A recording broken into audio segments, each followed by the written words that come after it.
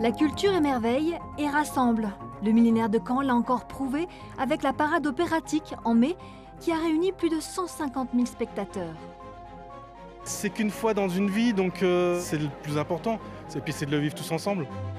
Une œuvre grandiose conçue en effet pour et avec les habitants qui ont tissé du lien dans les ateliers pendant plus d'1 an, comme l'avait tant espéré la directrice artistique Amélie Clément. Je trouve ça génial et je trouve que du coup la notion de faire ville, elle prend incroyablement sens dans ce qu'on est en train de traverser. Et ça, je trouve ça très très beau. Après 35 ans de silence, ce joyau de l'art déco a retrouvé la lumière en novembre et le son des applaudissements. Le Normandie, scène mythique du Havre, revit grâce à la passion de toute la famille Spaïdja qui s'est battue pour sauver l'édifice de la démolition. Merci à faire renaître un endroit de mon enfance.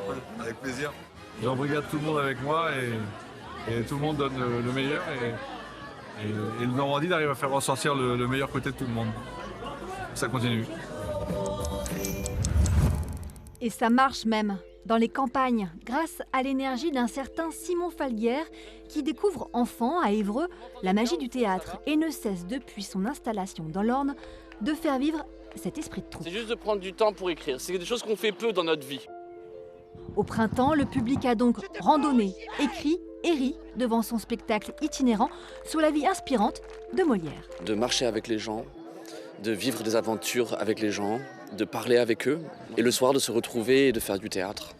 Un théâtre le plus populaire possible et le plus exigeant possible. Moi, ça redonne vraiment du sens à ma vie. La maison de Molière, justement, est dirigée depuis cette année par un Normand, Clément Hervieux-Léger, très attaché à ses racines dans l'Eure où il a fondé sa compagnie.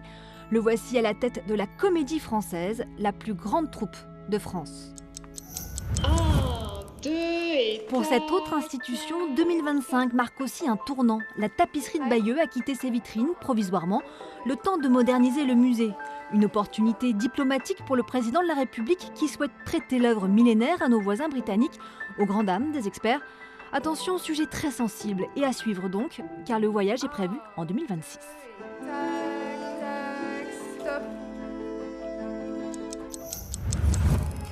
Terminons par les pépites qui ont brillé cette année.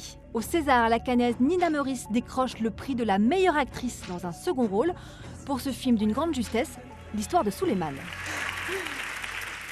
Oh, j'ai envie de vous faire une danse de la joie. Vous ne savez pas savoir comme je suis contente. Sur la côte, une étoile renaît même. C'est Pete Doherty qui signe un nouvel album, Felt Better Alive, très inspiré par sa nouvelle vie à Étretat.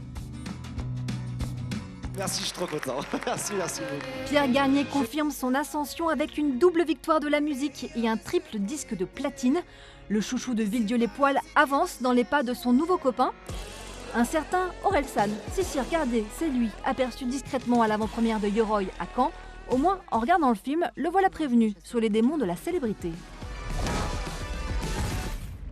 Un long métrage, un nouvel album, des concerts qui affichent complet en un rien de temps. Avec sa fuite en avant, Orelsan a atteint le firmament. Merci. Arigato.